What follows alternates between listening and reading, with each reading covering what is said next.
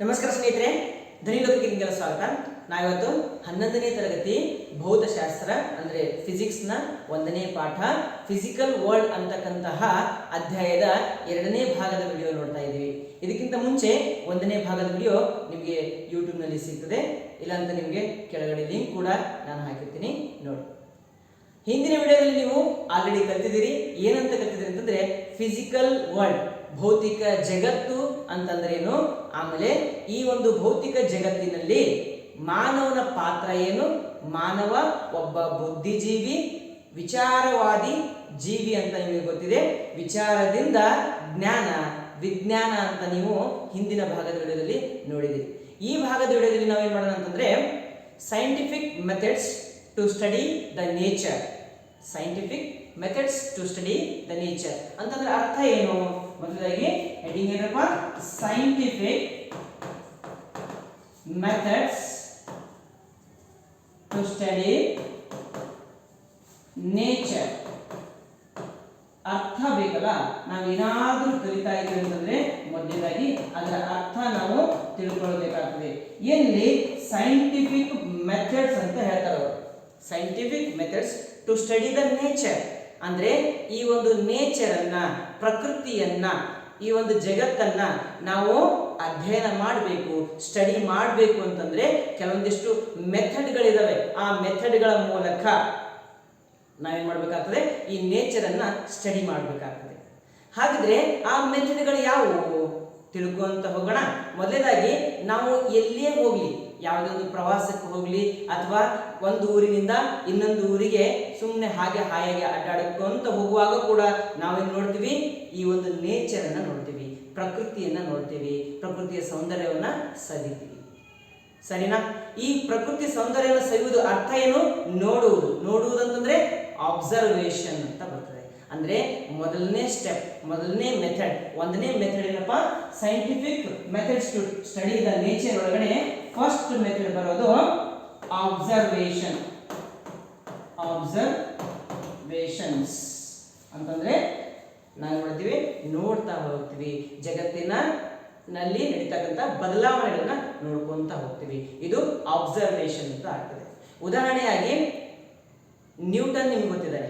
ಅದಕ್ಕಿಂತ ಮುಂಚೆ ನೂರಾರು ಸೈಂಟಿಸ್ಟ್ಗಳು ಬಂದರು, ಅದನ್ನು ಉದಾಹರಣೆಯಾಗಿ ತೋರ್ತೀನಿ. ಯಾಕಂದ್ರೆ ನ್ಯೂಟನ್ನ ಚಲನೆಯ ನಿಯಮಗಳು ಕೂಡ ಮುಂದಿನ ಪಾಠದಲ್ಲಿ ನಾವು ಕಲಿತೀವಿ. ಹಾಗಾಗಿ ನ್ಯೂಟನ್ ಏನು ಅಬ್ಸರ್ವ್ ಮಾಡ್ದ?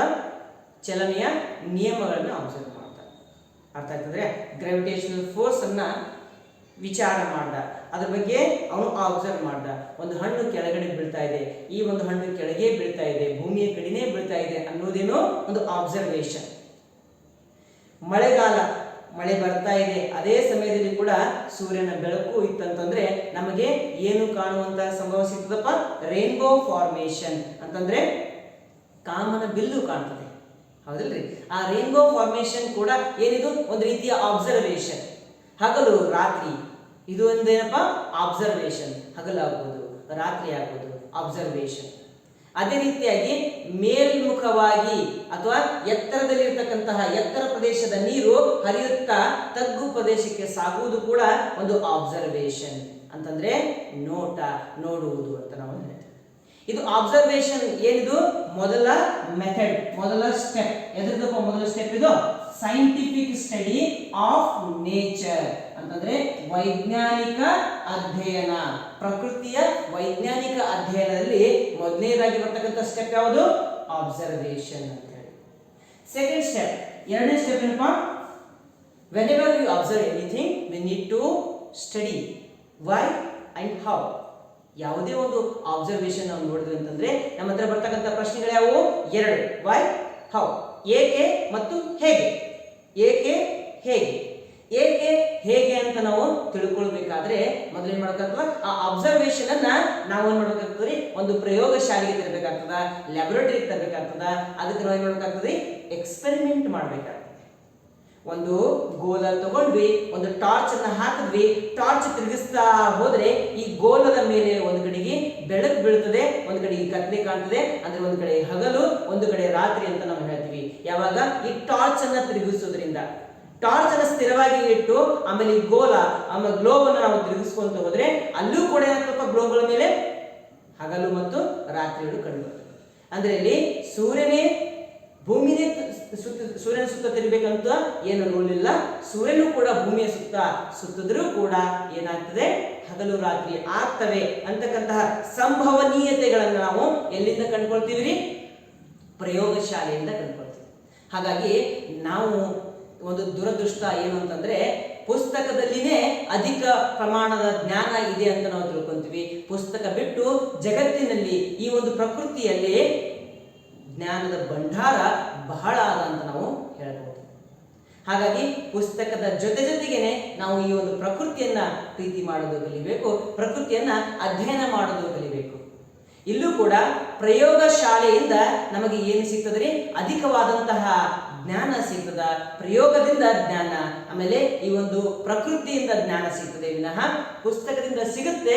ಆದರೆ ಥಿಯರಿ ಅಂತ ನಾವು ಕರಿತೀವಿ, ಥೆರಾಟಿಕಲ್ ನಾಲೆಜ್ ಅಂತ ಕರಿತೀವಿ. ಅರ್ಥ ಆಯ್ತಾ?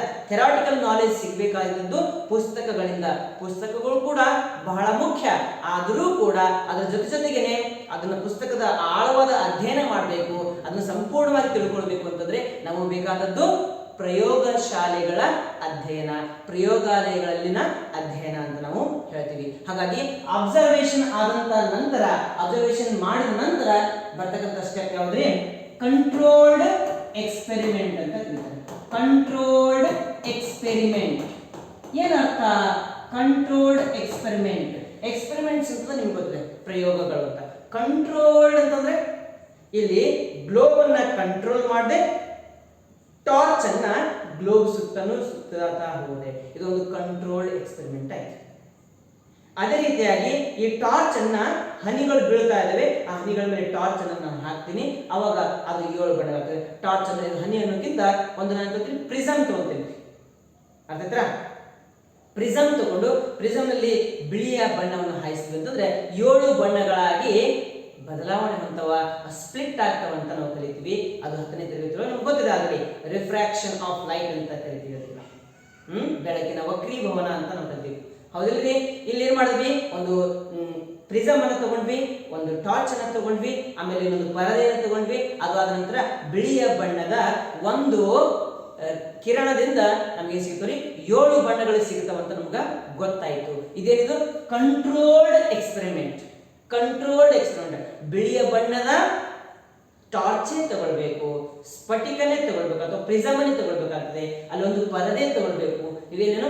ಕಂಟ್ರೋಲ್ಡ್ ಎಕ್ಸ್ಪೆರಿಮೆಂಟ್ ಅಂತ ನಾವು ಕರಿತೀವಿ. ಈ ಕಂಟ್ರೋಲ್ಡ್ ಎಕ್ಸ್ಪೆರಿಮೆಂಟ್ ಆದ ನಂತರ ಮುಂದೇನು ಬರ್ತದೆ? ಕಂಟ್ರೋಲ್ಡ್ ಎಕ್ಸ್ಪೆರಿಮೆಂಟ್ ಗೊತ್ತಾಯ್ತು, ಅದು ಆದ ನಂತರ ಮುಂದೇನು? ಕಂಟ್ರೋಲ್ಡ್ ಎಕ್ಸ್ಪೆರಿಮೆಂಟ್ ನಂತರ ಬರ್ತಕ್ಕಂಥದ್ದೇ ರೀಸನಿಂಗ್ ಅಂತ ಬರ್ತದೆ. ಈಗ ಸೂರ್ಯನ ಕಿರಣದಲ್ಲಿ 7 ಬಣ್ಣಗಳಿದಾವೆ ಅಂತ ನಿಮಗೆ ಗೊತ್ತಾಯ್ತು. ಈ 7 ಬಣ್ಣಗಳು ಇದಾವೆ ಅಂತಂದ್ರೆ ಇದಕ್ಕೆ ಏನು ಕಾರಣ? ರೀಸನಿಂಗ್, ರೀಸನ್ ಕಾರಣಗಳನ್ನ ಹುಡುಕುವುದು. ಅಂದ್ರೆ ಮುಂದೆ ಬರ್ತಕ್ಕಂಥ ಒಂದು ಸ್ಟೆಪ್ ಏನ್ರಿ? ರೀಸನಿಂಗ್ ಅಂತ ನಾವು ಕರಿತೀವಿ. ರೀಸನಿಂಗ್ ಅಂತಂದ್ರೆ ವಿಚಾರ ಮಾಡುವುದು, ಆಲೋಚನೆ ಮಾಡುವುದು, ಕಾರಣಗಳನ್ನ ಹುಡುಕುವುದು. ಈ ರೀಸನಿಂಗ್ ಒಳಗಡೆ ನಮಗೆ 2 ಸ್ಟೆಪ್ಗಳು ಸಿಗ್ತವೆ.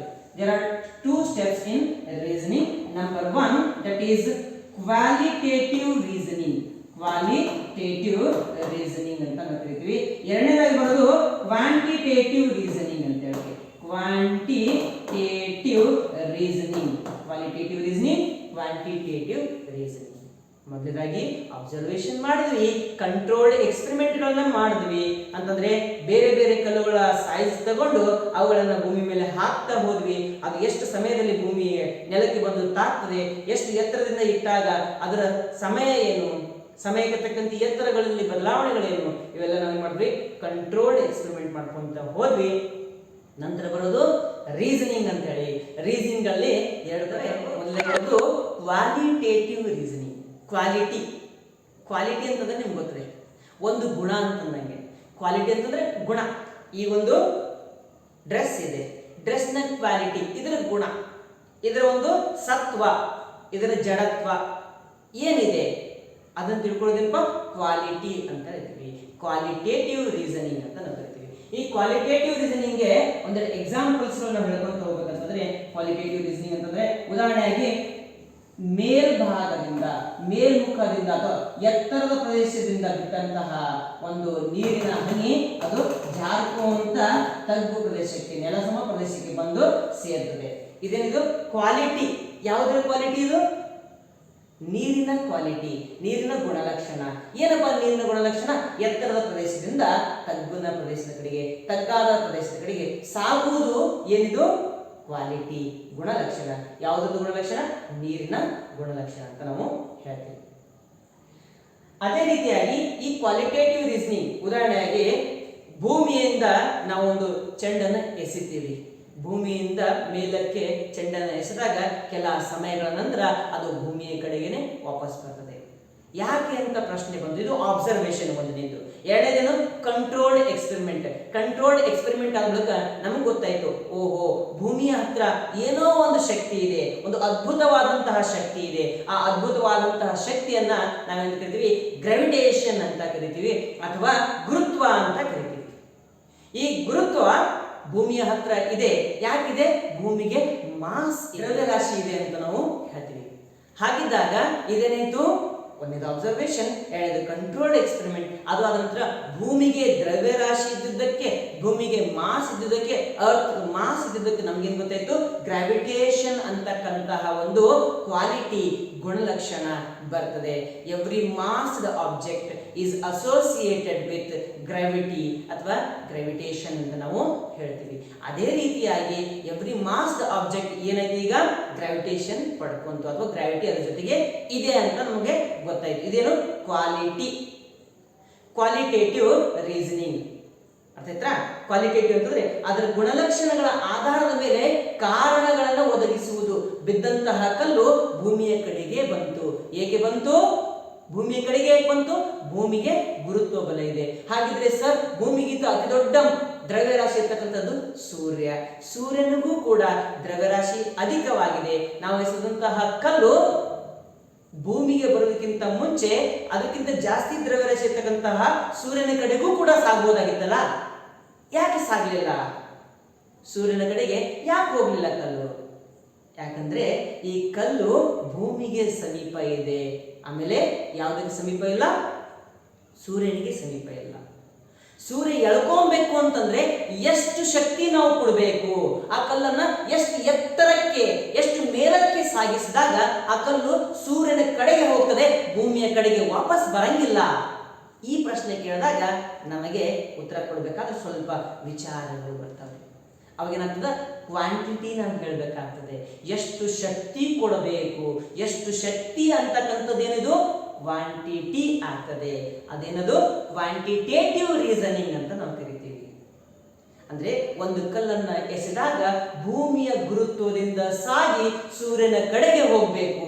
ಆ ರೀತಿ ಹೋಗ್ಬೇಕಂದ್ರೆ ಆ ಕಲ್ಲಿಗೆ ನಾನು ಎಷ್ಟು ಇನಿಷಿಯಲ್ ಎನರ್ಜಿ ಕೊಡಬೇಕು ಅಥವಾ ಎಷ್ಟು ಅದಕ್ಕೆ ಆರಂಭಿಕ ವೇಗವನ್ನ ಕೊಡಬೇಕು ಅಂತ ನಾವು ಕೇಳಿದಾಗ ಬರ್ತಕ್ಕಂಥ ಉತ್ತರ ಕ್ವಾಂಟಿಟೇಟಿವ್ ರೀಸನಿಂಗ್ ಅಂತ ಹೇಳಿ.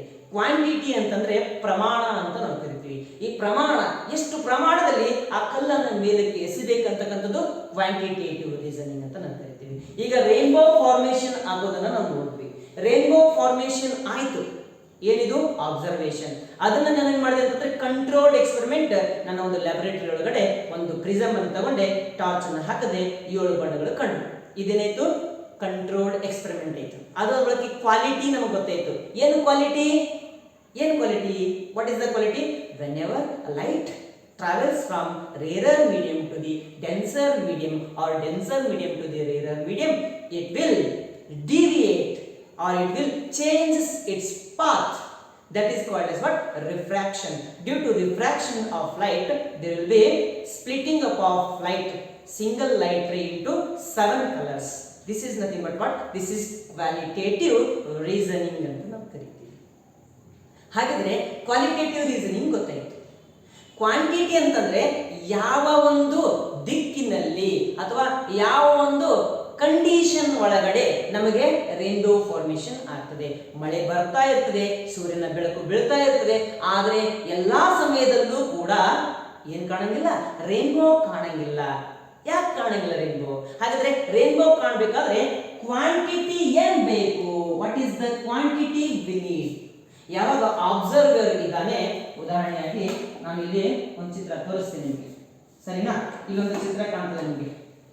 ಇಲ್ಲಿ ಸೂರ್ಯನ ಬೆಳಕಿದೆ, ಸೂರ್ಯನ ಬೆಳಕಿನ ಸೂರ್ಯನ ಕಿರಣ ಈ ಒಂದು ನೀರಿನ ಹನಿಯ ಮೇಲೆ ಬೀಳ್ತದೆ, ಆಮೇಲೆ ರಿಫ್ರಾಕ್ಷನ್ ಆಗ್ತದೆ. ರಿಫ್ರಾಕ್ಷನ್ ಆದ ತಕ್ಷಣ 7 ಕಲರ್ಸ್ ಗಳು ನಿಮಗೆ ಇಲ್ಲಿ ಕಾಣ್ತವೆ. ಇಲ್ಲಿಂದ ಅಲ್ಲಿಗೆ R to V, ಓಕೆ, ವಿಬ್ ಗಾಯರ್ ಅಂತ ಕರಿತೀವಿ. Violet, IndiGo, blue, green, yellow, orange, red ಅಂತ ನಾವು ಕರಿತೀವಲ್ಲ, ಇವೆಲ್ಲ ಏನಪ್ಪಾ 7 ಕಲರ್ಸ್ ಆಫ್ ವಾಟ್? ಲೈಟ್. ಸರಿನಾ? ಇದು ರಿಫ್ರಾಕ್ಷನ್ ಆಯ್ತು. ರಿಫ್ರಾಕ್ಷನ್ ಆದಾಗ ಮರಳಿ ಮತ್ತೇನಾಗ್ತಂತಂದ್ರ ಸೂರ್ಯನ ಕಿರಣಗಳು ವಾಪಸ್ ಭೂಮಿ ಕಡೆಗೆ ಬರ್ತವೆ. ರಿಫ್ರಾಕ್ಷನ್ ಆಗಿ ಮತ್ತೆ reflection, double reflection, total reflection ಅಥವಾ ರಿಫ್ರಾಕ್ಷನ್ ಅಂತ ಕರಿತೀವಲ್ಲ, ಅದೊಂದು ಅಬ್ಸರ್ವರ್ ಇರ್ತಾನೆ. ಅಬ್ಸರ್ವರ್ ಅಂತಂದ್ರೆ ಭೂಮಿ ಮೇಲೆ ನಾವಿರ್ತೀವಿ. ಸೂರ್ಯನ ಕಿರಣ ಎಲ್ಲಿ ಬಡಿತಪ್ಪ? ಈ ನೀರಿನ ಹನಿಗೆ ಬಡಿತು, ವಾಪಸ್ ಏನಿತ್ತು? ರಿಫ್ಲೆಕ್ಷನ್ ಇತ್ತು. ರಿಫ್ರಾಕ್ಷನ್ ಆಗಿದ್ದೇನೆ ರೇನ್ಬೋ ಫಾರ್ಮೇಶನ್ ಅಪಿಯರ್ ಆಗ್ತದೆ. ಯಾವಾಗಲೂ ಅಬ್ಸರ್ವರ್ ನ ಆಪೋಸಿಟ್ ಡೈರೆಕ್ಷನ್ ಒಳಗಡೆ ಏನ್ ಅಪಿಯರ್ ಆಗ್ತದೆ? ಏನ್ ಕಾಣ್ತದೆ ನಮಗೆ? ರೇನ್ಬೋ ಫಾರ್ಮೇಶನ್ ಕಾಣ್ತದೆ. ಈ ರೀತಿ ರೇನ್ಬೋ ಕಾಣಬೇಕು ಅಂತಂದ್ರೆ ಎಷ್ಟು ಡಿಗ್ರಿ ಆಂಗಲ್ ಬೇಕಾಗ್ತದೆ? ಇಲ್ಲಿ 42 ಡಿಗ್ರಿ ಆಂಗಲ್ ಒಳಗಡೆ ಅಂತಂದ್ರೆ ಅಬ್ಸರ್ವರ್ ಪ್ಲಸ್ ಏನಪ್ಪಾ ಅಂತಂದ್ರೆ ಇದು ಪಾರ್ಟಿಕಲ್, ಇದು ಪಾರ್ಟಿಕಲ್, ಆಮೇಲೆ ಅಬ್ಸರ್ವರ್, ಇವಿಬ್ಬರ ಎಷ್ಟು ಡಿಗ್ರಿ ಆಂಗಲ್ ಇರಬೇಕು? 42 ಡಿಗ್ರಿ ಆಂಗಲ್ ಇದ್ದಾಗ ಮಾತ್ರ ನಮ್ಗೆ ಏನ್ ಕಂಡು ಬರ್ತದೆ? ರೇನ್ಬೋ ಫಾರ್ಮೇಶನ್ ಕಂಡು ಬರ್ತದೆ. ಇದು 42 ಡಿಗ್ರಿ ಅಂತ ನಾವು ಹೇಳಿದ್ವಲ್ಲ, ಈ 42 ಡಿಗ್ರಿ ಅಂತಕ್ಕಂಥದ್ದೇನು? ಕ್ವಾಂಟಿಟಿ. ಭೂಮಿಯ ಗುರುತ್ವದಿಂದ, ಅರ್ತ್ಸ್ ಗ್ರಾವಿಟಿಯಿಂದ ಎಸ್ಕೇಪ್ ಆಗಿ ಹೋಗಬೇಕು ಒಂದು ಪಾರ್ಟಿಕಲ್ ಅಂತಂದ್ರೆ ಅದಕ್ಕೊಂದು ವೆಲಾಸಿಟಿ ಬೇಕಾಗ್ತದೆ, ಇನಿಷಿಯಲ್ ವೆಲಾಸಿಟಿ ಬೇಕಾಗ್ತದೆ. ಅದಕ್ಕೆ ಎಸ್ಕೇಪ್ ವೆಲಾಸಿಟಿ ಅಂತ ಹೇಳ್ತೀವಿ. 11.2 ಕಿಲೋಮೀಟರ್ ಪರ್ ಸೆಕೆಂಡ್ ಅಂತ ನಾವು ಹೇಳ್ತೀವಿ. ಅಂದ್ರೆ ಪ್ರತಿ ಸೆಕೆಂಡಿಗೆ 11.2 ಕಿಲೋಮೀಟರ್ ಪ್ರತಿ ಸೆಕೆಂಡ್ ಅಷ್ಟು ವೇಗದಲ್ಲಿ ಒಂದು ಯಾವುದಾದ್ರೂ ವಸ್ತುವನ್ನು ನೀವು ಎಸೆದಿ ಅಂತಂದ್ರೆ ಅದು ಭೂಮಿಯ ಗುರುತ್ವದಿಂದ ದಾಟಿ ಹೋಗ್ತದೆ ಅಂತ ನಾವು ಹೇಳ್ತೀವಿ. ಏನ್ ಹೇಳ್ತಾ ಇದೀವಿ ಇಲ್ಲಿ? ನಾವು ಕ್ವಾಂಟಿಟಿ ಹೇಳ್ತಾ ಇದ್ದೀವಿ. ಕ್ವಾಂಟಿಟಿ ಅಂತಂದ್ರೆ ಇದು ಕ್ವಾಂಟಿಟೇಟಿವ್ ರೀಸನಿಂಗ್ ಅಂತ ನೋಡ್ತೀವಿ. ಅರ್ಥ ಆಯ್ತಾ? ಕ್ವಾಂಟಿಟೇಟಿವ್ ರೀಸನಿಂಗ್ ಗೊತ್ತಾಯ್ತು, ಕ್ವಾಲಿಟೇಟಿವ್ ರೀಸನಿಂಗ್ ಕೂಡ ಗೊತ್ತಾಯ್ತು. ಮುಂದೆ ಬರೋದೇನು? ಕ್ವಾಲಿಟೇಟಿವ್ ರೀಸನಿಂಗ್ ಆಯ್ತು, ಕ್ವಾಂಟಿಟೇಟಿವ್ ರೀಸನಿಂಗ್ ಆಯ್ತು. ಇದು ರೀಸನಿಂಗ್ ಒಳಗಡೆ ಇರ್ತಕ್ಕಂತಹ ಪಾರ್ಟ್ಸ್ಗಳು, ಕರೆಕ್ಟಾ? ಅದು ಆದ ನಂತರ ಬರೋದು number 4 mathematical modelling. Mathematical modelling. Mathematical modelling ಅಂತಂದ್ರೆ ಗಣಿತೀಯವಾಗಿ ಅದನ್ನ ರೂಪಕ್ಕೆ ತರೋದು, ಗಣಿತದ ಸೂತ್ರವಾಗಿ ಬದಲಾವಣೆ ಮಾಡುವುದು. ನಾವಿಲ್ಲಿ ಏನ್ ಮಾಡಿದ್ವಿ? ಅಬ್ಸರ್ವೇಷನ್ ಮಾಡಿದ್ವಿ, ಕಂಟ್ರೋಲ್ ಎಕ್ಸ್ಪೆರಿಮೆಂಟ್ ಮಾಡಿದ್ವಿ, ಕ್ವಾಲಿಟೇಟಿವ್ ರೀಸನಿಂಗ್ ಮಾಡಿದ್ವಿ, ಕ್ವಾಂಟಿಟೇಟಿವ್ ರೀಸನಿಂಗ್ ಮಾಡಿದ್ವಿ. ನಂತರ ಬರೋದೇನು? ಇದನ್ನೆಲ್ಲ ಒಂದು ಫಾರ್ಮುಲಾದೊಳಗಡೆ ಹಾಕುವುದು, ಮ್ಯಾಥಮೆಟಿಕಲ್ ಮಾಡೆಲಿಂಗ್ ಮಾಡೋದು. ಉದಾಹರಣೆಯಾಗಿ ಯಾವುದೇ ಒಂದು ವಸ್ತು ಅಂಡರ್ ದ ಗ್ರಾವಿಟಿ ಇದೆ ಅಂತಂದ್ರೆ, ಅಂದ್ರೆ ಗ್ರಾವಿಟೇಷನಲ್ ಫೋರ್ಸ್ ಒಳಗಡೆ, ಗ್ರಾವಿಟೇಷನಲ್ ಫೋರ್ಸ್ ಒಳಗಡೆ ಒಂದು ವಸ್ತುವಿದೆ. ಯಾವುದೊಂದು ವಸ್ತು? ಉದಾಹರಣೆಯಾಗಿ earth. Earth is revolving around sun. Sun exerts some force on earth. Earth also re-exerts force on sun. ಹಾಗಿದ್ರೆ ಇದು ಫೋರ್ಸ್ ಎಷ್ಟಿದೆ? ಅದನ್ನ ನಾವೇನ್ ಮಾಡಬೇಕು? ಒಂದು ಮ್ಯಾಥಮೆಟಿಕಲ್ ಮಾಡೆಲಿಂಗ್ ಮಾಡಬೇಕಲ್ಲ. ಉದಾಹರಣೆಯಾಗಿ F is equal to G m1 m2 divided by r square ಅಥವಾ d square ಅಂತ ನಾವು ಕರಿತೀವಿ. G ಅಂತಂದ್ರೆ ಪ್ಲಾಂಕ್ಸ್ ಕಾನ್ಸ್ಟೆಂಟ್ ಅಂತ ಬರ್ತದೆ, ಅದು ಮುಂದಿನ ಅಧ್ಯಾಯಗಳಲ್ಲಿ ನೋಡ್ಕೊಂತ ಹೋಗೋಣಂತೆ. ಇಲ್ಲಿ m1 ಅಂತಕ್ಕಂಥದ್ದು ಮಾಸ್ ಆಫ್ ಸ್ಮಾಲರ್ ಆಬ್ಜೆಕ್ಟ್ ಅಂತ ತಗೋಬಹುದು, ಮಾಸ್ ಆಫ್ ಅರ್ತ್. ಆಮೇಲೆ m2 ಅಂತಂದ್ರೆ mass of bigger object, that is mass of sun. ಅದಾದ ನಂತರ the distance between earth and sun, ಇದರ ಡಿಸ್ಟೆನ್ಸ್ ಇರ್ತದಲ್ಲ ಅದನ್ನು ನಾವು ಆರ್, ರೇಡಿಯಸ್ ಸ್ಕ್ವೇರ್ ಅಂತ ನಾವು ಹೇಳ್ತೀವಿ. ಡಿಸ್ಟೆನ್ಸ್ ಸ್ಕ್ವೇರ್, ರೇಡಿಯಸ್ ಅಂತಲ್ಲ, ಡಿಸ್ಟೆನ್ಸ್ ಸ್ಕ್ವೇರ್ ಅಂತ ನಾವು ಹೇಳ್ತೀವಿ. ಇಲ್ಲಿ ಇದೇನಿದು? ಏನಿದು? ಇದೊಂದು ಮ್ಯಾಥಮೆಟಿಕಲ್ ಮಾಡೆಲಿಂಗ್. ಅರ್ಥ ಆಯ್ತಾ ಮಕ್ಕಳೇ? ಈ ಮ್ಯಾಥಮೆಟಿಕಲ್ ಮಾಡೆಲಿಂಗ್ ಏನಿದು? ಎರಡು ವಸ್ತುಗಳ ನಡುವೆ ಗ್ರಾವಿಟೇಷನ್ ಫೋರ್ಸ್ ಅನ್ನ ಕಂಡುಹಿಡಿಯುವುದು. ಉದಾಹರಣೆಗೆ F ಡಿವೈಡೆಡ್ ಬೈ m ಅಂತ ತಗೊಂಡಾಗ ನಮಗೆ ಸಿಗ್ತದಪ್ಪ ಎಕ್ಸಲರೇಷನ್ ಸಿಗ್ತದೆ. ಸಿಗ್ತದೆ. Acceleration of an object can be found out by dividing force to its mass. Next ಬರ್ತಂತ ಏನಂತಂದ್ರೆ v square minus u square divided by 2a is equal to s ಅಂತ ಬರ್ತದೆ. s ಅಂತಂದ್ರೆ ಯಾವುದೋ ಒಂದು ಮೂವಿಂಗ್ ಆಬ್ಜೆಕ್ಟ್ ಇದೆ, ಮೂವಿಂಗ್ ಆಬ್ಜೆಕ್ಟ್ ಎಷ್ಟು ಸೆಕೆಂಡ್ಗಳಲ್ಲಿ, ಎಷ್ಟು ನಿಮಿಷದಲ್ಲಿ ಅಥವಾ ಎಷ್ಟು ವೆಲಾಸಿಟಿ ಕೊಟ್ಟಾಗ, ಎಷ್ಟು ಎಕ್ಸಲರೇಷನ್ ಕೊಟ್ಟಾಗ ಒಂದು ಪರ್ಟಿಕ್ಯುಲರ್ ಟೈಮ್ ಒಳಗಡೆ ಎಷ್ಟು ದೂರ ಹೋಗಿ ನಿಲ್ತದೆ, ಅದರ ಡಿಸ್ಟೆನ್ಸ್ ಎಷ್ಟು, ಡಿಸ್ಟೆನ್ಸ್ ಎಸ್ ಅನ್ನು ಫೈಂಡ್ ಔಟ್ ಮಾಡಬೇಕಂದ್ರೆ v square minus u square divided by 2a ಅಂತ ಹೇಳಿ ನಾವು ಒಂದು ಫಾರ್ಮುಲಾ ಯೂಸ್ ಮಾಡ್ತೀವಿ. ಇವೆಲ್ಲ ಪ್ರೂವನ್ ಫಾರ್ಮುಲಾಗಳ್ರಿ. ಈ ಫಾರ್ಮುಲಾಗಳು ನಾವು ಏನಾದರೂ ರಿಪ್ರೆಸೆಂಟ್ ಮಾಡಬೇಕು ಅಥವಾ ಫಾರ್ಮುಲಾಗಳು ನಾವು ಏನಾದರೂ ರೆಡಿ ಮಾಡಬೇಕು ಅಂತಂದ್ರೆ ವರ್ಷಗಳು, ನೂರಾರು ವರ್ಷಗಳು ಬೇಕಾಗ್ತವೆ, ನೂರಾರು ವರ್ಷಗಳು ಬೇಕಾಗ್ತವೆ, 10 ವರ್ಷಗಳು ಬೇಕಾಗ್ತವೆ. ಒಂದು ಮ್ಯಾಥಮೆಟಿಕಲ್ ಮಾಡೆಲಿಂಗ್ ರೆಡಿ ಮಾಡಬೇಕಂದ್ರೆ 10 ವರ್ಷ, 20 ವರ್ಷ, 50 ವರ್ಷಗಳು ಬೇಕಾಗ್ತವೆ. ಉದಾಹರಣೆಯಾಗಿ E is equal to mc square ಅಂತ ನಮಗೆ ಗೊತ್ತಿದೆ.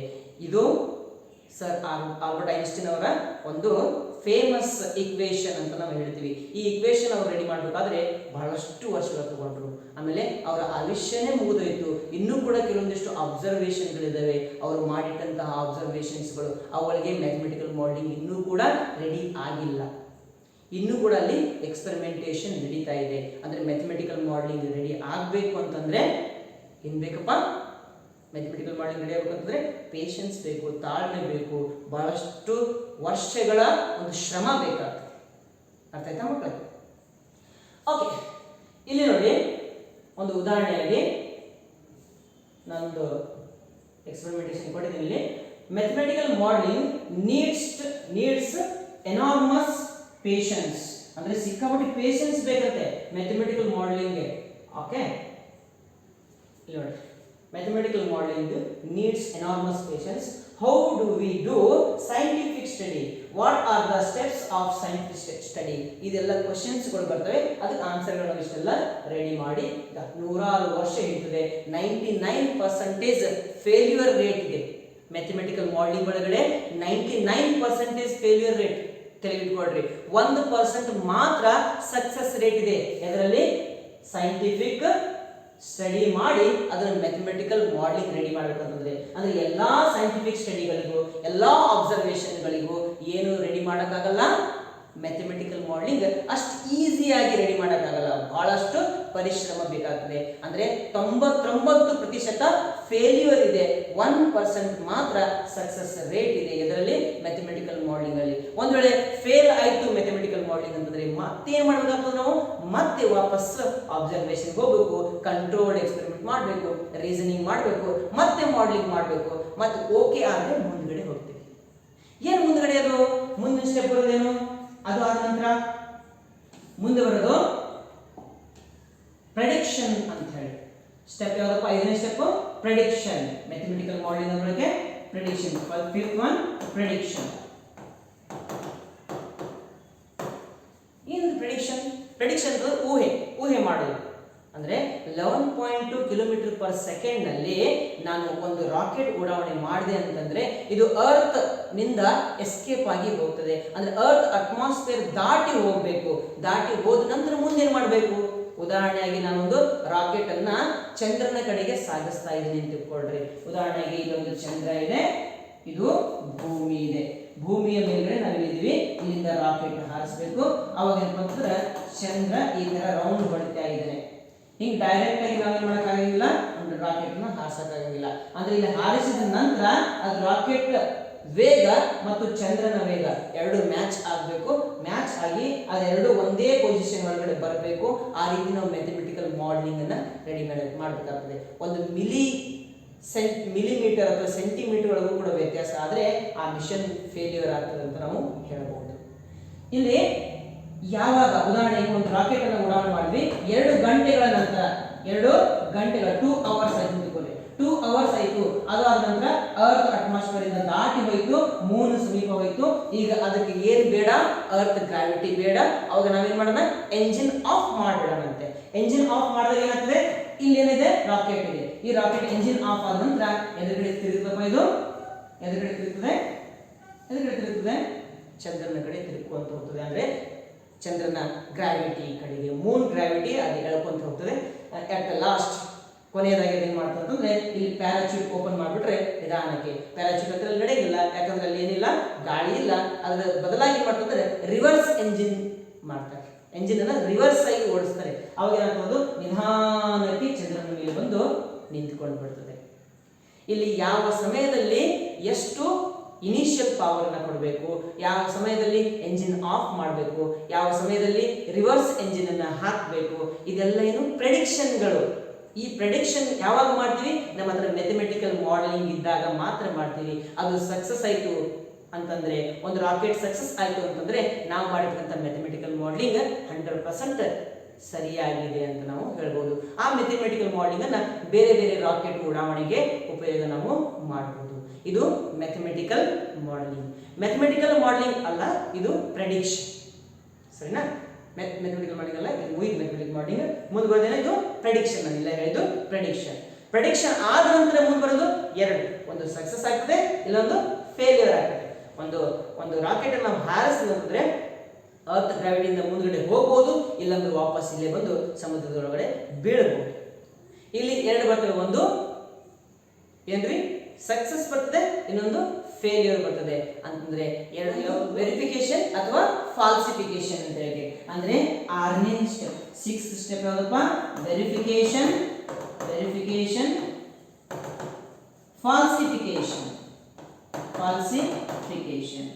ವೆರಿಫಿಕೇಶನ್ ಅಥವಾ ಫಾಲ್ಸಿಫಿಕೇಶನ್. ವೆರಿಫಿಕೇಶನ್ ಅಂತಂದ್ರೆ ನಾವು ಮಾಡ್ತಕ್ಕಂತಹ ಒಂದು ಮ್ಯಾಥಮೆಟಿಕಲ್ ಮಾಡೆಲಿಂಗ್ ತನ್ನ ಒಂದು ಕಕ್ಷೆಗೆ ಅಥವಾ ತನ್ನ ಒಂದು ಗುರಿಗೆ ಮುಟ್ತು ಅಂತಂದ್ರೆ ಅದನ್ನ ನಮ್ಮ ಪ್ರಿಡಿಕ್ಷನ್ ಅದು ಕರೆಕ್ಟ್ ಆಗಿ ಹೊಂದಾಣಿಕೆ ಆಯಿತು, ಈ ಸೆಕೆಂಡ್ ನೊಳಗೆ ಮೂನ್ ಮೇಲೆ ಲ್ಯಾಂಡ್ ಆಗಬೇಕು, ಅದೇ ಸೆಕೆಂಡ್ ಮೇಲೆ ಮೂನ್ ಮೇಲೆ ಲ್ಯಾಂಡ್ ಆಯಿತು ಅಂತಂದ್ರೆ ಅದು ಕಂಪ್ಲೀಟ್ ಪ್ರಿಡಿಕ್ಷನ್ ಆಗ್ತದೆ. 100% ಪ್ರಿಡಿಕ್ಷನ್ ಪರ್ಫೆಕ್ಟ್ ಆಗಿ ಟ್ರೂ ಆಗ್ತದೆ. ಅವಾಗ ಅದನ್ನ ವೆರಿಫಿಕೇಶನ್ ಅಂತ ನಾವು ಹೇಳ್ತೀವಿ. ಒಂದು ವೇಳೆ ಮಿಷನ್ ಫೇಲ್ಯೂರ್ ಆಯಿತು, ಅಲ್ಲಿ ರಾಕೆಟ್ ನಡುವೆ ಢಮಾರ್ ಅಂತು ಅಂತಂದ್ರೆ ಅವಾಗ ಏನಾಗ್ತದಪ್ಪ, ಅದು ಫಾಲ್ಸಿಫಿಕೇಶನ್ ಆಗ್ತದೆ. ಮಕ್ಕಳೇ, ನಾವು ಕಲಿಬೇಕು, ಓದಬೇಕು, ಜಾಣರಾಗಬೇಕು, ಅದರ ಜೊತೆಗೆ ತಿಳುವಳಿಕೆಯನ್ನು ಅಧಿಕ ಮಾಡ್ಕೋಬೇಕು. ಬದುಕಿನಲ್ಲಿ ಮತ್ತೊಂದಿಲ್ಲ, ತಿಳಿದುಕೊಳ್ಬೇಕು, ತಿಳ್ಕೊಂತ ಬದುಕನ್ನು ಸಾಗಿಸ್ಬೇಕು. ಪ್ರತಿಯೊಂದು ಇದೆ ಅಂತಂದರೆ, ಪ್ರತಿಯೊಂದು ವಸ್ತು ಇದೆ ಅಂತಂದರೆ, ಪ್ರತಿಯೊಂದು ವಿದ್ಯಮಾನ ಫಿನಾಮಿನಾನ್ ಇದೆ ಅಂತಂದರೆ ಆ ವಿದ್ಯಮಾನ ಫಿನಾಮಿನಾನ್ ಯಾಕಿದೆ, ಅದರ ಹಿಂದ್ಗಡೆ ಇರ್ತಕ್ಕಂತಹ ವೈಜ್ಞಾನಿಕ ಕಾರಣಗಳೇನು, ಅದನ್ನು ಹುಡುಕೊಂತ ಹೋಗಬೇಕಾಗ್ತದೆ. ಮಕ್ಕಳೇ, ನಿತ್ಯ ಜೀವನದಲ್ಲಿ ನಮಗೆ ಹಲವಾರು ಘಟನೆಗಳು ಕಂಡುಬರ್ತವೆ. ಈ ಹಲವಾರು ಘಟನೆಗಳಲ್ಲಿ ಕೆಲವೊಂದಿಷ್ಟು ವೈಜ್ಞಾನಿಕವಾಗಿ ಸತ್ಯ ಘಟನೆಗಳಿರ್ತವೆ, ಕೆಲವೊಂದಿಷ್ಟು ಮೂಢನಂಬಿಕೆಗಳಿರ್ತವೆ. ವೈಜ್ಞಾನಿಕವಾದಂತಹ ಘಟನೆಗಳಾವು, ಸತ್ಯ ಘಟನೆಗಳಾವು, ಆಮೇಲೆ ಕೆಲವೊಂದಿಷ್ಟು ಮೂಢನಂಬಿಕೆಗಳಾವು. ಅದನ್ನು ತಿಳ್ಕೊಳ್ಬೇಕಂತಂದ್ರೆ ನಾವೇನು ನೋಡಬೇಕಾಗ್ತದೆ, ಈ ಒಂದು ವೈಜ್ಞಾನಿಕ ವಿಧಾನಗಳನ್ನು, ಸೈಂಟಿಫಿಕ್ ಮೆಥಡ್ಗಳನ್ನು ನಾವು ಅರ್ಥ ಮಾಡ್ಕೊಳ್ಬೇಕಾಗ್ತದೆ. ಉದಾಹರಣೆಯಾಗಿ ಗಣೇಶನ ವಿಗ್ರಹ, ಗಣೇಶನ ಮೂರ್ತಿ ಮುಂದ್ಗಡೆ ನಾವು ಹಾಲನ್ನ ಇಟ್ವಿ, ಸೊಂಡಿಲನ ಮುಂದ್ಗಡೆ ಹಾಲು ಇಟ್ಕೊಂಡ್ರೆ ಆ ಗಣೇಶ ಹಾಲು ಕುಡಿತಾನೆ ಅಂತಕ್ಕಂಥದ್ದು ಒಂದು ನಂಬಿಕೆ. ಅದು ಮೂಢನಂಬಿಕೆನೋ ವಿಜ್ಞಾನನೋ? ಅದು ವಿಜ್ಞಾನ ಅಂತ ನಾವು ಹೇಳ್ತೀವಿ. ಅಂದ್ರೆ ಗಣೇಶ ಸೊಂಡಿಲಿನಿಂದ ಹಾಲು ಕುಡಿಯುವುದು ವಿಜ್ಞಾನ. ಅದ್ಯಾವ ರೀತಿ ವಿಜ್ಞಾನ, ಅದನ್ನು ತಿಳ್ಕೊಳ್ಬೇಕಂದ್ರೆ ಮುಂದಿನ ಪಾಠಗಳನ್ನು ನೋಡ್ಕೊಂತ ಹೋಗಬೇಕಾಗ್ತದೆ. ವಿಸ್ಕಾಸಿಟಿ ಅಂತ ಒಂದು ಪಾಠ ಬರ್ತದೆ, ಆ ಪಾಠದೊಳಗಡೆ ನಮಗೆ ಗೊತ್ತಾಗ್ತದೆ ಗಣೇಶನ ಸೊಂಡಿಲು ಎಷ್ಟು ನೀರನ್ನು ಕುಡಿತದೆ, ಎಷ್ಟು ಸಾರಿ ನೀರು ಕುಡಿತದೆ ಅಥವಾ ಹಾಲನ್ನು ಕುಡಿತದೆ. ಒಂದು ಕಪ್ ಹಾಲು ಕುಡಿದ್ರೆ ಮುಂದಿನ ಕಪ್ ಹಾಲು ಕುಡಿಯಂಗಿಲ್ಲ, ಅದು ಯಾವ ಥರ, ಅದೆಲ್ಲ ವಿಜ್ಞಾನ ಇದೆ. ಅದ್ರ ಹಿಂದ್ಗಡೆ ಸೈಂಟಿಫಿಕ್ ರೀಸನ್ಗಳಿದ್ದಾವೆ, ಅದನ್ನು ತಿಳ್ಕೊಂತ ಹೋಗ್ಬೇಕಾಗ್ತದೆ ನಾವು. ಮಕ್ಕಳೇ, ಜೀವನವೇ ಹಾಗೆ, ತಿಳಿದರೆ ಜ್ಞಾನ, ತಿಳಿದು ನಡೆದರೆ ಜ್ಞಾನ, ತಿಳ್ಕೊಂಡು ಬದುಕಿದರೆ ಜ್ಞಾನ, ತಿಳಿಯದೆ ನಡೆಯುವುದು ಮೂರ್ಖತನ ಅಂತ ಹೇಳ್ತಾ ಈ ಒಂದು ಭಾಗದ ವಿಡಿಯೋವನ್ನು ಮುಗಿಸ್ತೀನಿ. ಧನ್ಯವಾದಗಳು.